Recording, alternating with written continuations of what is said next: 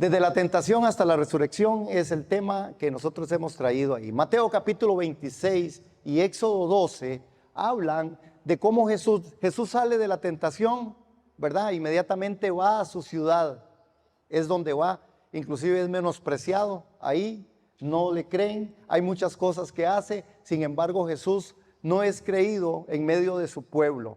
Es después de la tentación de Jesús cuando el que fue llevado por el Espíritu, Jesús, al desierto y fue tentado en todo, igual que ustedes y nosotros, por eso el texto dice, en todo fue tentado. Pero yo quise tomar también este espacio y Mateo en el capítulo 26, que es el Evangelio de Mateo, lo usamos también para la tentación. Mateo en el capítulo 26, vamos a ver ahí, aquí estoy yo.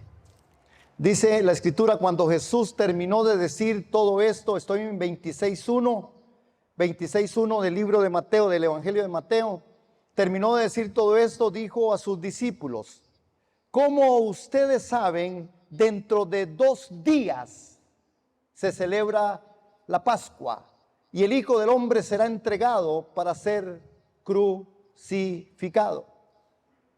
Entonces los principales sacerdotes, los escribas y los ancianos del pueblo se reunieron en el patio de Caifás, el sumo sacerdote, y se confabularon para prender con engaño a Jesús y matarlo.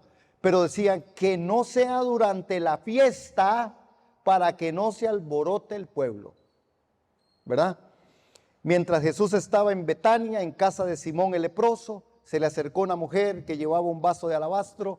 A partir de ahí él empieza a decirle a los discípulos qué es lo que va a acontecer en medio de esto. Jesús estaba claro y les dijo, la Pascua va a iniciar y el Hijo del Hombre será entregado. Aquí es cuando nosotros vemos, hermanos, cómo Jesús viene en un momento dado y le dice a sus discípulos que preparen esta participación en la que Él va a tener una última cena, en la que Él va a tener un tiempo con ellos. Inclusive la palabra del Señor habla con respecto a esto, y diciéndolo como el primer día de la fiesta de los panes, eran los panes sin levadura, y los discípulos se le acercaron. Estoy en el versículo 17 del capítulo 26 de Mateo, Mateo capítulo 26, verso 17. El primer día de la fiesta de los panes sin levadura, los discípulos se le acercaron a Jesús y le preguntaron, ¿dónde quieres que te preparemos la comida de la Pascua? Él les indicó ir a la ciudad, a la casa de cierto hombre y decirle, el maestro dice, mi tiempo está cerca, celebraré la Pascua con mis discípulos en tu casa. Y los discípulos hicieron como Jesús les mandó. El verso 21 dice, mientras comían dijo, de cierto les digo, que uno de ustedes me va a traicionar. Ahí empieza este gran evento, hermanos, de la gran forma en la que Jesús va a explicar, hermanos, lo que iba a acontecer en su último tiempo. ¿Qué era el sacrificio que tenía en mente Jesús? Cuando uno ve el relato y cuando uno lo puede ver, hay 2 cosas que ya yo dije que ustedes tienen que tomar en cuenta. Jesús dijo, faltan 2 días para que venga la Pascua. Mas Jesús se tenía que apresurar y cuando Él va a hacer lo de la Pascua, Él tiene que adelantar en alguna medida algo que es importantísimo y muy interesante. Y a mí me gustó mucho cuando estudiaba esta parte y cuando podía ver algunas cosas ahí. Es como Jesús realmente le da tal importancia a esto que inclusive el milagro que procede ante esto, cuando él le dice a los discípulos que vayan a preparar esto, él les dice, vayan y van a ver un hombre con un cántaro en el hombro. Ese es un gran milagro. Y es un gran milagro primero porque, bueno, hay una palabra de ciencia de parte de Jesús. Eso es palabra de ciencia. ¿Por qué? Bueno, porque al final, ¿cómo sabía Jesús que un hombre iba a ir con un cántaro? Y no es porque, es porque el tema es que eran las mujeres las que andaban los cántaros, no los hombres. Era la tradición y la forma era que eran las mujeres las que recogían el agua, no eran los hombres. El cántaro lo usaban las mujeres para transportar. Pero Jesús les dice, van a encontrar un hombre. Y cuando ustedes se encuentren, algo me pasó, ¿verdad? Cuando ustedes encuentren el hombre, gracias, ¿verdad? Cuando ustedes encuentren a ese hombre, dígale que esto dice el Señor. ¿Qué fue lo que dijo? ¿Qué dijo? ¿Qué decía el Señor? ¿Qué decía el Señor? ¿Qué fue lo que le dijo? ¿Qué fue lo que le mandó a decir? No fue que le dijo, vea, no me puedo alquilar la parte de arriba para hacer una cenita ahí con los amigos. No, ¿qué fue lo que le dijo? Díganle a ese hombre que mi tiempo está cerca. Hermanos, yo no sé quién es ese hombre, la Biblia no lo dice. Y entonces yo podría inventar cualquier cosa. Yo creo que fue Ale. No, mentira. Yo creo que fue, no lo dice, pero este hombre al que Jesús le manda decir, posiblemente él sí sabía de qué se trataba esto. Porque inmediatamente cuando ellos se encuentran, imagínense el impacto para los discípulos venir por toda esa ciudad, hermanos, que era un montón de gente caminando con cántaros y posiblemente ver ese hombre, identificarlo específicamente y decir, dice el Señor que el tiempo está llegando, y le dice el hombre este, sí, venga, ahí está el aposento, suban, dígale que todo está listo, que todo está preparado. Qué hermoso milagro, qué profundo es nuestro Jesús en esto. Ahora, por eso aquí hay una pregunta, ¿cuál era el sacrificio que tenía en mente Jesús? Posiblemente, y los estudiosos así concuerdan, aunque hay algunas, como todo en la Biblia, siempre hay unas, ¿verdad? Unos estires y unos encoges, y por eso a veces nos cuesta tanto entender la palabra en cosas. Pero posiblemente lo que Jesús tenía en mente era lo que realmente se vivía. Ellos vivían por la parte de la tradición. El sacrificio en el monte Sinaí, en Éxodo 24, era un asunto que el pueblo de Israel lo conocía y Jesús lo conocía. Y el sacrificio pascual de Éxodo 12. Esto era lo que estaba en la mente de Jesús, porque no había sido efectuado ningún otro sacrificio, ¿verdad? Por el pecado que no hubiese sido a través del sacrificio de Éxodo 24, en donde Moisés daba instrucción con respecto a cómo hacerlo, y el sacrificio pascual, que es la salida del pueblo de Israel de Egipto a la tierra prometida. Amén, estamos aquí. Por eso es tan importante, hermanos, el camino de Dios, el camino del siervo de Dios y este aposento alto, hermanos. Los acontecimientos en el aposento alto y la significación de la cena del Señor resultan aún más impresionantes porque ocurren en el contexto de la Pascua. Estaba por celebrarse ese tiempo. Ahora, ya hemos visto que Jesús concebía su muerte en fusión a un sacrificio veterotestamentario, es decir, conforme a lo que se hacía en el ritual, que era que se sacrificaba un cordero. Eso era lo que Jesús tenía en mente. Por eso es interesante poder verlo desde ahí, y yo quiero esta mañana traer esto en medio de nosotros para el crecimiento espiritual. Ahora, ese sacrificio, al parecer, era no solo el sacrificio en el monte Sinaí, relatado en Éxodo 24, por el cual en Éxodo 24, hermanos y hermanas, Él renovó el pacto en forma decisiva, sino que también el sacrificio pascual de Éxodo capítulo 12 se convirtió en una conmemoración anual del pacto y la liberación obrada por Dios a favor de Israel. Así era como el pueblo de Israel vivía, y Jesús iba a hacer esto. Lo que pasa es que en el aposento alto Jesús va a hacer algo, hermanos, que es revelado al apóstol Pablo, y el apóstol Pablo nos dice a nosotros en las escrituras qué realmente es lo que ahí pasó, y nosotros vamos a verlo de esta forma. Ahora, Jesús, hermanos, y aquí es donde viene, por eso es lo rico de este texto, porque Jesús ya estaba muriendo en la cruz en el preciso momento que se estaban matando los corderos pascuales.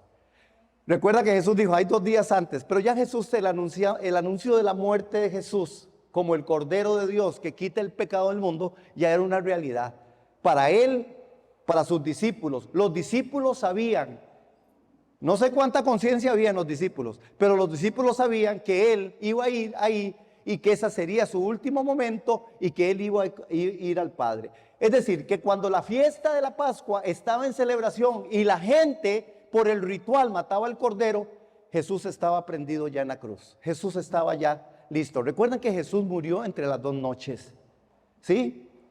Y por eso es tan importante, hermanos, todo lo que acontece ahí. Porque, bueno, los evangelios sinópticos, ¿verdad?, hablan de que la cena de Jesús con los 12 fue la comida pascual que siguió al sacrificio del Cordero Pascual.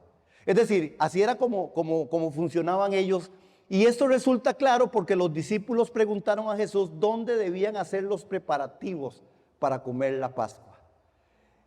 Por la tradición, ¿verdad? No creo que hubiera revelación de que Jesús iba a morir. Jesús sí sabía y se los había dicho cuando estuvo con aquella mujer. Por eso el relato de la mujer cuando va y enjuga sus pies y le, ¿verdad?, echa el perfume que el otro quería venderlo para el business, porque estaba muy bueno el tema de eso. Pero Jesús ya estaba muriendo en la cruz en el preciso momento que se estaban matando los corderos pascuales, porque el cordero se mataba. Hermanos, si hay algo muy lindo en referencia a esto del cordero, vamos a verlo. Dios es un Dios de nuevos inicios. ¿Cuántos pueden decir eso? Leámoslo. A contar 3, digámoslo. 1, 2, 3. Dios es un Dios de nuevos inicios. Y ven qué tremendo, hermanos, porque en Éxodo 12, acompáñenme ahí, que creo que es lo que Jesús tenía en mente por todo esto que ya les expliqué en la tradición y de cómo era la fiesta que se tenía que desarrollar. En Éxodo capítulo 12, a partir de este capítulo, dice la Escritura que capítulo 12, verso 1, el Señor habló con Moisés y Aarón en la tierra de Egipto y les dijo, vean lo que les dijo, este mes marcará el principio de los meses, será para ustedes el primer mes del año. Hermanos, esto es asombroso y yo no sé si usted lo está viendo, pero yo me emociono porque el calendario se cambia. A partir de este momento empezamos año nuevo, mes nuevo, día nuevo, porque yo lo he dicho, dice el Señor. Por eso Dios es el Dios de nuevos inicios. Él dice, este será un nuevo año. A partir de hoy, el asunto, si usted creía que usted cumplía años, el 8, ya no lo cumple porque ya estoy en otro año, dijo el Señor. Ahora es un año nuevo. Ahora es un tiempo diferente. Éxodo 12, del 1 al 6, este mes os será principio de los meses. Hermanos, usted sabe lo que es revolucionar por una palabra que sale del trono de Dios. Algo tan profundo, metido en toda la cultura, metido en todo el sistema. En ese tiempo de Egipto, a través de la calendarización, a través de lo que se usaba como los recursos que usaban en este tiempo de la astronomía y todo lo que hacían para marcar los tiempos, las lunas y todas estas cosas, y Dios viene y le dice, este mes os será principio de los meses, ustedes a partir de hoy empiezan aquí, ustedes empiezan en 0, el año que ustedes tienen es el primer año, es el primer mes, y aquí nosotros vamos a empezar, porque cuando Jehová habló, los tiempos se convierten en algo diferente. Cuando Dios habla hay nuevos inicios. Cuando Dios nos habla a nosotros hay posibilidad de que usted y yo entendamos que hay una nueva forma. Cuando Dios dice las cosas son nuevas. Cuando Dios dice todo se pone, hermanos, en una forma tan impresionantemente en la cual Dios atina, en la cual Dios ve, en la cual Dios sabe, en la cual Dios trasciende y todo se alinea al corazón y a la voluntad de Dios. Y por eso son principios, son nuevos inicios. Esta mañana, usted, si queremos entenderlo, hoy que celebramos Santa Cena, yo hoy pudiera decir, Señor, gracias, tu misericordia es nueva. Hoy para mí puede ser un día diferente. ¿Cuántos dicen amén? Hoy para mí podría ser un día distinto. Hoy para mis hijos, hoy para mi familia, hoy para mi situación, tendría que ser y podría ser un día diferente. ¿Cuántos dicen amén a eso? Digan amén, buenos pentecostales. Este mes será principio de meses. Dios es el Dios de nuevos inicios. Usted necesita empezar algo nuevo. ¿Necesita usted o necesito yo acercarme a Dios diciendo, Señor, la verdad es que me ha costado mucho, pero a partir de hoy, tu palabra dice que tú eres un Dios de buenos y nuevos comienzos. Son tan así que está probado en la Biblia. Por eso es que la misericordia del Señor es nueva cada mañana. La misericordia de ayer a usted no le sirve la de hoy. Porque es nueva. Porque Él es un Dios de nuevos inicios. Por eso no pierdas la esperanza, por eso no pierdas y no perdamos la esperanza. Si estamos viviendo momentos arduos, difíciles, de enfermedad, de dolor, de circunstancia, hoy dígale: Señor, haz que en mí sea, en mi familia sea un nuevo inicio. Amén. Yo sí lo quiero creer por algo para mi vida, para mi familia y para este lugar, Centro de Enseñanza y Discipulado. Amén. Aleluya. Ahora note que el verso en Éxodo capítulo 12, él sigue desarrollando, dice el verso 3, perdón, el 2. Este mes marcará el principio de los meses y será para ustedes el primer mes del año. ¿Ok?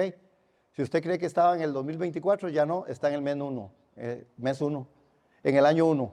Hablen con toda la congregación de Israel, digan: el día 10 de este mes, cada uno de ustedes deben tomar un cordero por familia, según las familias de los padres. Esta era otra ordenanza de tradición, ¿verdad? En donde había que hacer algo, hermanos. Y esto es lo lindo, porque Jesús, cuando está ahí en el aposento alto, Él está hablando de esto. Solo que Él se pone en la figura de aquel cordero y les está acordando y recordando esto. Habla a toda la congregación. Habla a toda la congregación. Hermanos, esto es hermoso, porque el Antiguo Testamento es el primer registro que se tiene con respecto, es la primera vez que se usa Israel en un término de eclesia o de iglesia.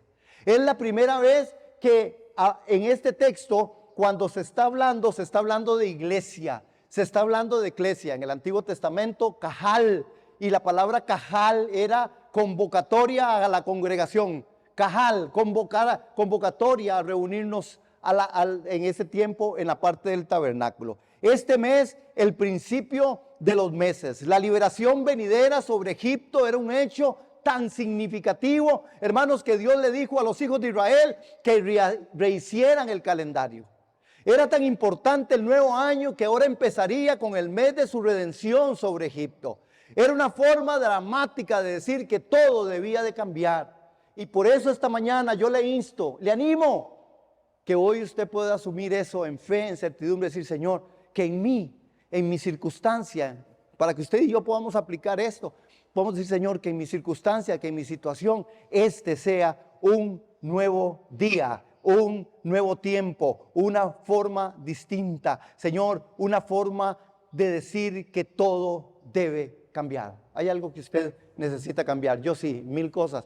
Pero yo le digo: Señor, ayúdame a entender qué es tu plan, qué es tu propósito, porque yo quiero caminar sobre su voluntad, su gracia y su favor. Amén. Esta es la primera vez que se usa esta palabra eclesia, porque Dios es el Dios de los nuevos inicios, hermanos. Hermanos, cuando se habló a toda la congregación, ese término técnico, el cual describía a Israel en un sentido religioso, y el cual se usaba el término eclesia, iglesia, en el Nuevo Testamento. Pero era un nuevo término para ellos, porque Dios estaba iniciando todo de una forma distinta. Amén. ¿Cuántos damos la gloria al Señor? Es hermoso, hermanos, porque la instrucción en Éxodo 12 y Jesús, recuerden dónde estamos. Estamos en el aposento alto. Jesús está compartiendo con ellos.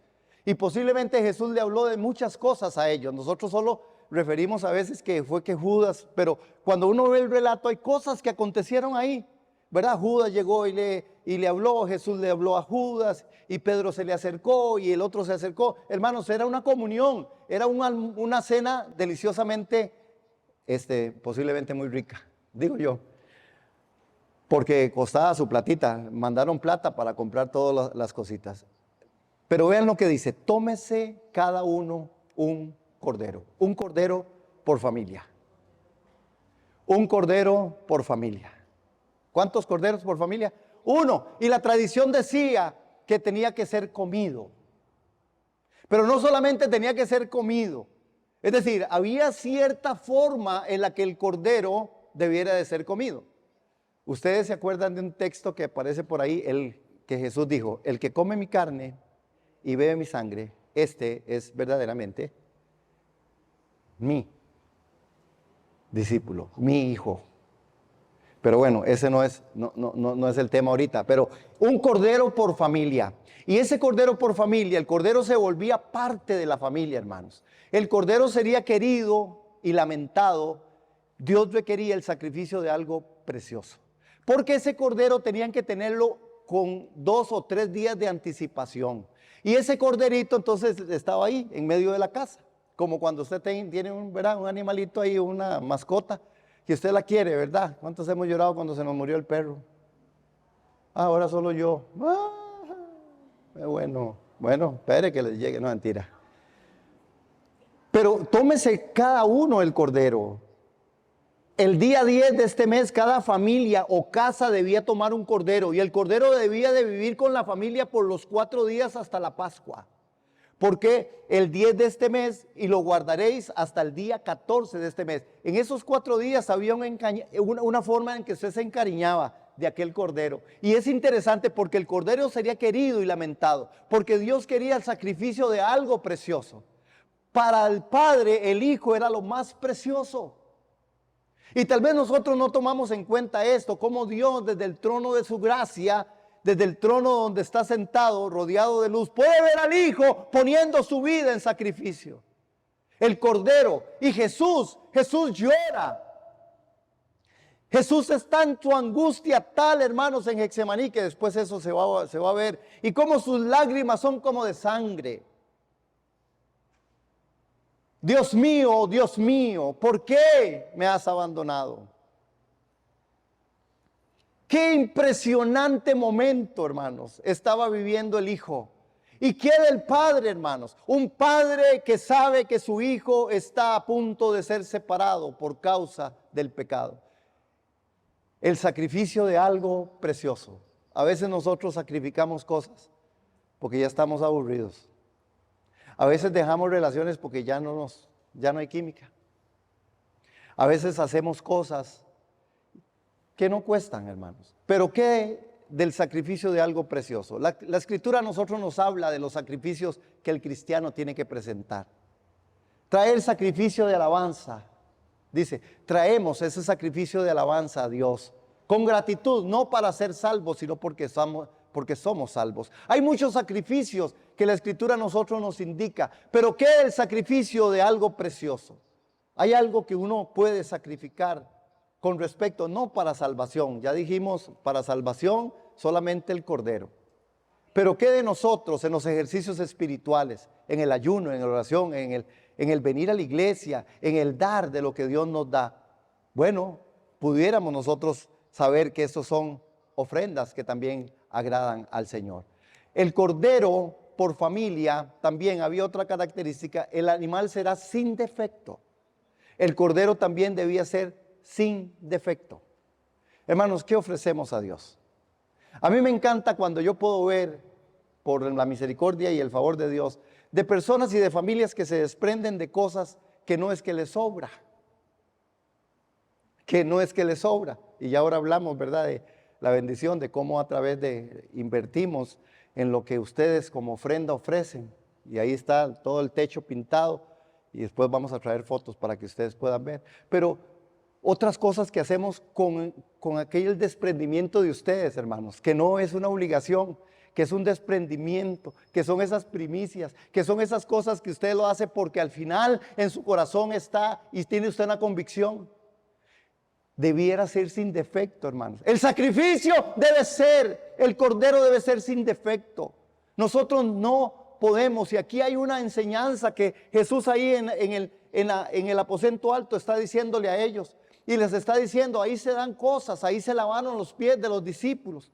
Ahí Jesús entregó todo y les dijo, yo lo hago por ustedes, porque si ustedes no lo hacen después, ustedes no tendrán parte conmigo. Y se acuerdan de Pedro que no quería, hermanos, y Jesús siempre está dando lo mejor. Jesús dio lo mejor, Jesús dio todo, hermanos, por usted y por mí. Y nosotros lo que tenemos que hacer es seguir el consejo, dice, y esto yo lo hago para que ustedes lo hagan como yo lo estoy haciendo. ¿Cuántos dicen amén? Esto es, hermanos, presentar un sacrificio, y el cordero debía ser sin defecto, hermanos. ¿Por qué? Bueno, porque de esta manera el cordero se volvía esa parte de la familia que era sacrificado ese día 14, y el cordero sería querido y lamentado, porque Dios siempre le gustan los sacrificios así. El animal sin defecto, este sacrificio hacia Jehová debía de ser tan perfecto como podía ser el cordero.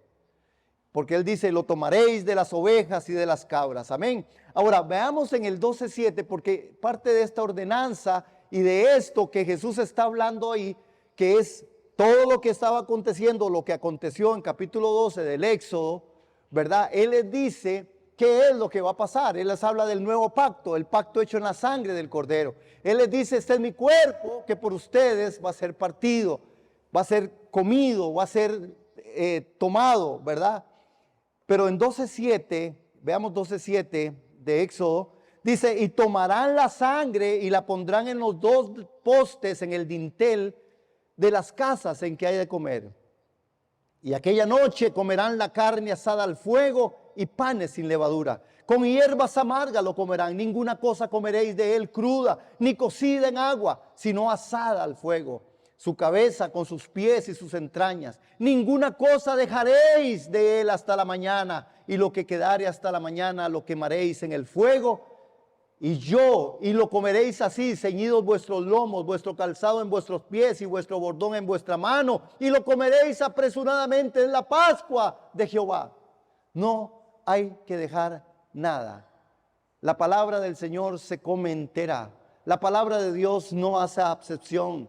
La palabra de Dios es viva, es eficaz, es cortante. Hay cosas que nosotros a veces queremos brincarnos. Hay cosas que queremos encontrarles en otro sentido doctrinal, teológico. Pero la palabra del Señor es verdad. Y la palabra de Dios habla tanto de la gracia, del favor, la misericordia, como del sufrimiento, como de las situaciones adversas que pudiéramos pasar.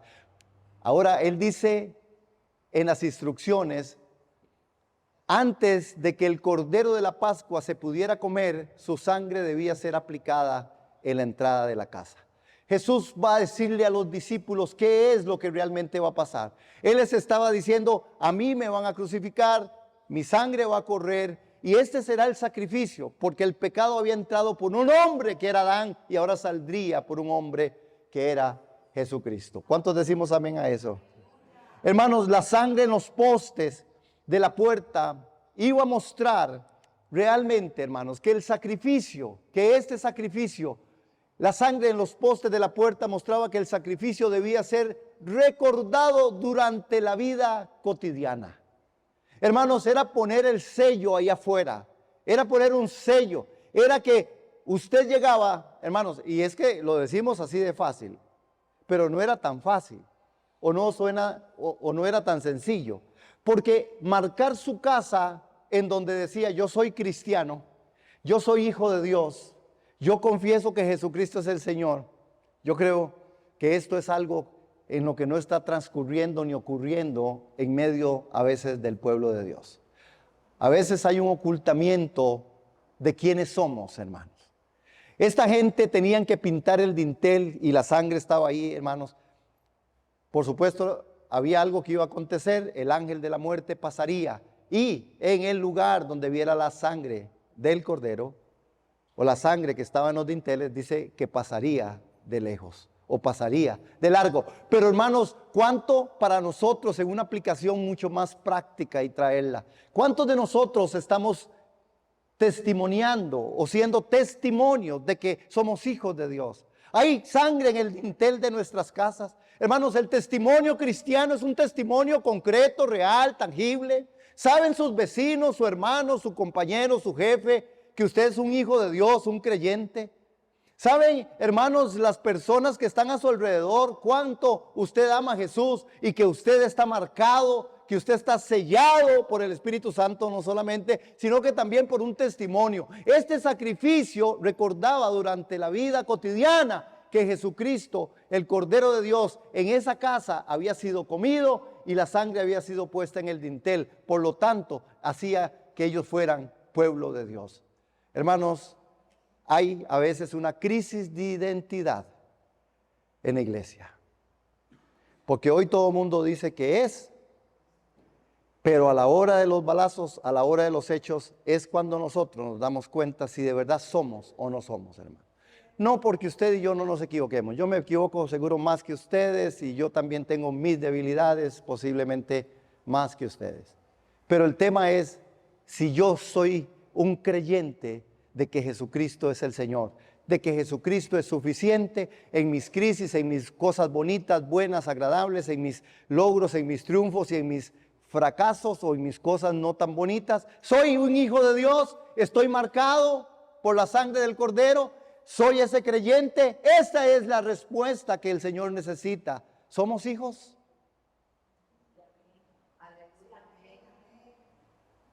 Tiene que ser comido el Cordero, todo, y la sangre puesta en el dintel. Todos los días, la vida cotidiana es una vida de decisión, de instruirnos en la palabra, de orar, de hacer y llevar adelante los ejercicios espirituales y, consecuentemente, por supuesto, atender a lo que Dios dice en las cosas que a mí me corresponde como participante de ser hijo de Dios. Amén. Los imperativos para un creyente tienen que ser la realidad. ¿Cuáles son los beneficios de la cena? Y voy a terminar con esto esta mañana. Hermanos, hay beneficios con esto de la cena, porque el Señor la instituyó ahí y a partir de ese momento el Señor les dijo, ¿verdad? Y Pablo lo dejó perfectamente claro, hermanos. Porque nuestra Pascua, que es Cristo, ya fue sacrificada por nosotros. 1 Corintios capítulo 5, verso 7. El apóstol Pablo deja perfectamente claro qué realmente y por qué es tan importante y qué beneficios tiene la cena. Y qué beneficios fueron los que salieron de ahí, del aposento alto. ¿Cuál fue esa enseñanza tan profunda que marcó la vida de los apóstoles, hermanos? La vida de los discípulos fue marcada por siempre a partir de ahí. De ver al Cordero de Dios que quita el pecado del mundo, haciendo una enseñanza vívida. Y les dijo, ahora sí, salgamos de aquí y vamos a orar, porque voy a ir a orar, porque ustedes me verán. Y ustedes también, cuando me vean ahí, todos saldrán en carrera. Muy feo. Me dejarán solo. Ustedes que dicen ser cristianos y creyentes, ustedes que dicen ser mis seguidores, ustedes me van a dejar. Pero yo estoy listo para ser sacrificado por toda la raza humana, por todo el mundo. Y el apóstol Pablo recuerda esto, hermanos, porque nuestra Pascua, que es Cristo, ya fue sacrificada por nosotros una vez y para siempre. Ya no hay más sacrificio por el pecado, pero sí hay arrepentimiento por los pecados que yo pueda cometer. Ya no hay condenación para mí, pero sí hay arrepentimiento, hermano. Yo no me puedo estar condenando por todo lo que haga, pero sí es necesario ir al arrepentimiento, al pedir perdón y al ser personas que caminemos cada día más en ese camino de santidad, sin la cual nadie verá al Señor. Amén. Ahora, la idea de comerlo todo implica que uno debe tomar todo y no debe guardar algo del rescate para después. Es por ese momento justo, ahora que uno debía recibir todo sin pensar que uno podía tener un bocadito ahorita y después guardo algo para mañana. No, había que comerlo todo. A Cristo hay que comerlo todo. Usted es creyente todo. Usted es cristiano, es un cristiano todo. No podemos andar sancochados, hermano. Hoy sí, mañana no, y un ratico sí, el otro no. No, hermanos, es tiempo de rectificar. Por eso la Santa Cena y la Cena del Señor nos recuerda que el pan sin levadura representa la pureza de toda contaminación de pecado, hermanos. No puede haber Pascua participando juntamente con el pecado ni con la casa llena de pecado. Porque es importante, hermano. Las hierbas amargas le recordaban los tiempos amargos que había vivido bajo el dominio de Faraón. Este pueblo sabía que esa Pascua se comía y se comía el pan sin levadura. No puede haber pecado ni acumular pecado en mi corazón, hermanos. Sabemos que nosotros aún andamos en una humana debilidad y que pecamos en algunas formas, pero tenemos que venir al arrepentimiento. No podemos nosotros dar lugar al enemigo, ni al diablo, ni a nuestros pecados. Amén. ¿Cuántos dicen amén? Digan amén, para ver si no estamos aquí. Ok, amén, hermano. Las hierbas amargas le recordaban los tiempos amargos que habían vivido bajo el dominio de Faraón. El cordero, por supuesto, tenía un papel vicario. Había sido matado para que la muerte no llegase a los hijos de Israel. Hermanos, Jesús murió para que usted no muera. ¿Aló? Jesús murió para que usted ya no muera. La muerte ya no es parte de nuestro asunto. el grito del Eterno, el grito del Dios Santo, funcionó, surgió y me levantó de la muerte. Juntamente con Cristo hemos sido resucitados. Ya no vivo yo, ahora vive Cristo en mí. Aleluya. Y ese es el favor de Dios. Por inspiración del Espíritu Santo, entonces el apóstol Pablo lo deja perfectamente claro. Amén. Después le dice, tienen que ceñir los lomos, el calzado en vuestros pies y vuestro bordón en vuestra mano. Andar con el bordón aquí, no todo el mundo anda con bordón. Y aún los regala. Después les cuento la historia.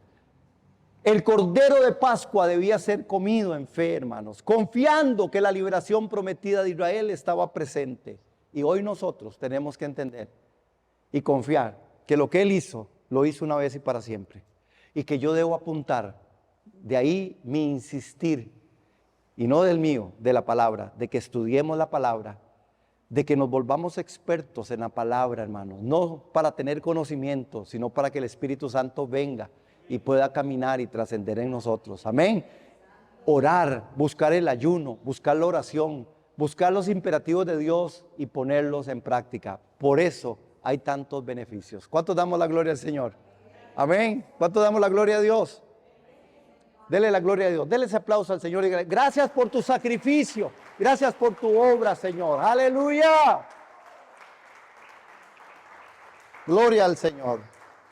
Bendito el nombre de Cristo. Hermanos, la Santa Cena tiene beneficios. Debemos ver los juicios que menciona la Escritura en la Biblia, que dice que aquel que toma la cena del Señor indignamente, juicio come y bebe para sí. Tenemos que estar claros. Yo no puedo andar tomando la cena del Señor, hermanos, si no estoy examinando mi corazón. No hay condenación para los que estamos en Cristo, pero sí hay arrepentimiento de aquellas cosas que no estoy haciendo correctas, que sé que las hago y no están correctas. Por eso el gran beneficio es tomar en cuenta, hermanos, lo que la Biblia dice, no tomar indignamente la cena. Por tanto, hermanos, también otra de las cosas, podemos concluir que si hacemos dignamente, con fe y temor, reconociendo lo que significa este acto, el favor de Dios está sobre nosotros. La Biblia dice que Él es galardonador de los que le buscan. Hebreos capítulo 11, verso 6. Por eso hay que instruir a nuestros niños, hay que instruir a toda la casa, hay que instruir a la familia. Amén. Padre, yo te doy gracias por esta familia, yo te doy gracias por esta iglesia, yo te doy gracias por cada uno de los hermanos, hermanas que están ahí conectados en Facebook Live, en Zoom. Los bendigo, Señor, y los bendecimos en el nombre del Padre, del Hijo y del Espíritu Santo. Que esta mañana, esta forma en la que Jesús enseñó en el aposento alto, de qué es lo que nosotros debemos hacer y tomar en cuenta.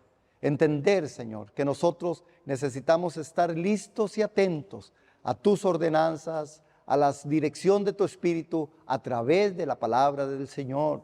Y que vivamos siendo cristianos en donde realmente, Señor, la obra tuya sea una obra visible al mundo herido, que sea una obra visible a los compañeros de trabajo, visible en mi hogar, visible en mi matrimonio, visible en mis relaciones interpersonales.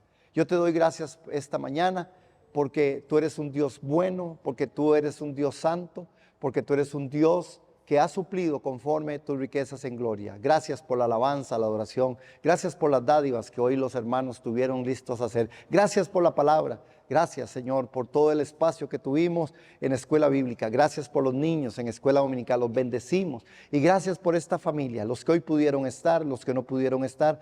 Bendícelos y llévanos con bien, Señor, en medio del proceso de ser llamados hijos de Dios. En el nombre de Cristo Jesús. Amén. Amén, hermanos. Amén. Que tengan un lindo inicio de semana. Nos vemos miércoles y ahí estamos dándole duro.